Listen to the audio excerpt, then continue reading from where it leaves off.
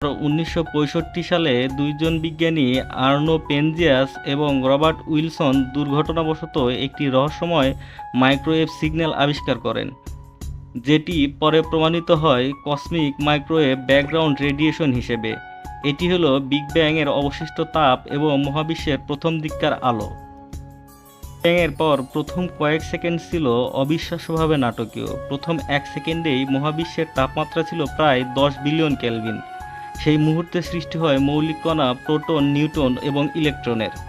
তারপর প্রায় 3,80,000 বছর পরে যখন মহাবিশ্ব ঠান্ডা হতে শুরু করলো, তখন আলো প্রথমবারের মতো মুক্তভাবে চলাচল করতে পারল। এটাই হলো কসমিক ডিকাপলিং, এবং সেই আলো আজও মহাবিশ্বে ঘুরে বেড়াচ্ছে, যা আমরা টেলিস্কোপে দেখতে পাই। তারপর গ্যাস ও ধূলিকণার মেঘ থেকে ধীরে ধীরে জন্ম নেয় প্রথম তারা, গ্যালাক্সি এবং পরে সৌরজগৎ।